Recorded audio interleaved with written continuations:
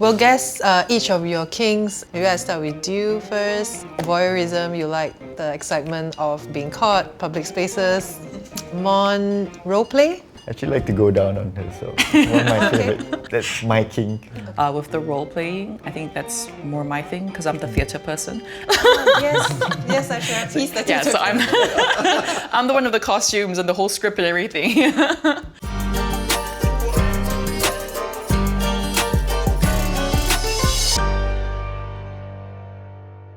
Welcome to Sexology 101. My name is Andrea and I'm a sex coach.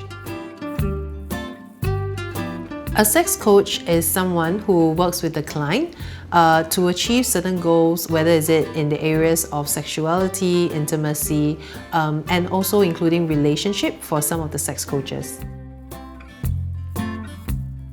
So for a therapist, they tend to work a lot more with clinical psychiatric work, and they're able to work with the mental health space. For coaches, we tend to set certain goals with our clients. We work to empower our clients alongside with them in the journey to get them from point A to point B with their goals.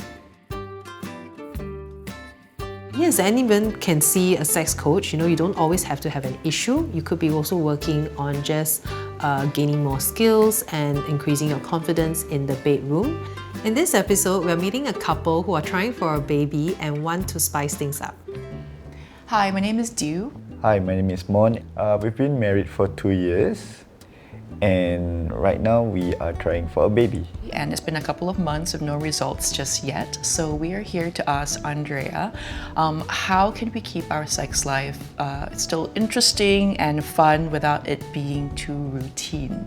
But how would you describe your sex life as a couple? Like, what have you all tried together, you know? I think we've tried a lot together. And we're quite open about it and we communicate quite openly about it. I think on average per week, we would have sex maybe 3 to 4 times per week, which is a good thing, especially when you're trying for a baby. But yeah, I think when it comes to the ovulation period, that is when you really have to time it as such and be very specific with when we're doing it. Yeah. What's some of the non-vanilla sex that you had that's part of your repertoire? We're very open about using toys. Okay. So I feel like using toys enhances the sex. I like when she's feeling good. So when she feels good, I feel good too. I think it's also fun to get a new toy and then you're exploring it together. I think we have quite a large collection right now. Right. Yeah, just try all sorts of positions as well, just to keep things fun. So it's not just the same, like missionaries or like doggy or whatever it is. It's we try to throw in other things into the mix as well. So cushions help a lot, FYI. See, we need more cushions, I Yes, told you. they are the least standout thing in the bedroom or place, but they're actually the most helpful in putting you in different positions. Yeah. You said that you were worried that it gets routine. So is it at the stage where you kind of feel it's going to get routine, or you kind of already spotting some signs that it's already routine? I feel because I have that exact date and that exact moment, I know I'm ovulating today, it could get a little, I guess, pressurizing for him. I feel like I'm tethered to her schedule because I like to have sex spontaneously and spur the moment. So when I'm being put on spot where, okay, this is the date, let's do this in between this date.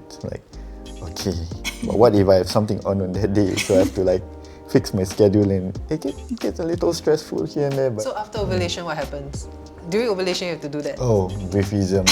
Okay, I can have sex whenever I want now. I think from what we're seeing, while it hasn't quite been too routine yet, you are both recognizing the signs. You want to make sure that you don't put yourself up for failure in that sense. You don't get into the space of routine before it happens. I think that's already a plus, a huge win for both of you. Could you share why is this whole process so important for you, this trying for a baby process? I'm turning 40 this year, so my age is kind of scaring me as well. And yeah, and I think because I really do love him so much, and it would be nice to, create this baby who is half me, half him, and it's an ultimate symbol of our love, I feel. Yeah. For me, I'm at this stage in life where I want to have someone that I can nurture and care for and see him or her grow up into a good person. And plus I've seen my friends with their kids, so it's like I want to be like him too. So the reason why I often ask why is it important, I get to that, is because we can work on techniques and tips and trying to throw more things in. But if we don't get to the root cause of why you're doing this together, with all the tips and techniques, something's going to fall apart. So I'm going to shift gears a bit. What do you fear about this process, about trying for a baby? I guess the main fear would be that it's unsuccessful. I only have like an X amount of years left to have like a healthy and successful pregnancy. So yeah, so my fear would be that there would be no baby for us. If I could ask you to kind of express that to him, like some of the fears, what have you not really expressed to him? What do you fear about this process of trying for a baby? I'm just really worried that if we don't have a baby, then like I feel like I'm a failure. Like I failed you as a wife. That's what I feel. One, take it in, and just generally, what do you fear about this process of trying for a baby? And I'd like you to express it to Dew. Yeah, you can face her. My deepest fear would be that I might lose you, because childbirth is a scary thing to go through. Yeah. And it would be hard to live my life without you beside me. But in my eyes, you will never be a failure, because you're a wonderful wife. On both sides, do you feel that's mainly some of the stuff that you haven't had the chance to express, or maybe have expressed but in different words? Yeah, I don't think we really talked about that. Yeah. But it's good to hear it out loud. Even though like I know deep down inside, like if it's not successful, we have each other and that's actually enough. I don't want to get people into always a very deep, sad place, but I think it's important to have that expressed out, because sometimes we assume certain things. So, having you express that through the process as well takes some of the pressure off just this whole journey and to enjoy the journey. So we want to talk a little bit more now around some of the other things that we could try. And in terms of position, places and toys, there's all these different things that you've thrown in. Anything in particular that you want to dive into a little bit? Perhaps like what is your recommendation for the best baby making positions?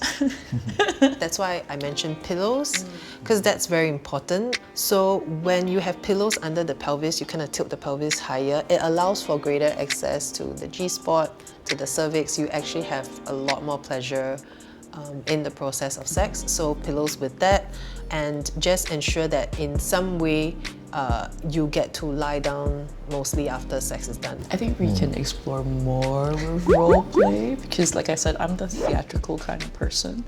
So I will ask him like, any costumes? And he's like, I don't know, I haven't really thought about it before. Like nobody's asked me before. Yeah. So when I add in these things, I don't mean to add in to the stress, because there's planning and then you have to figure out what to say, but really is to break up the way you start to approach sex during that month.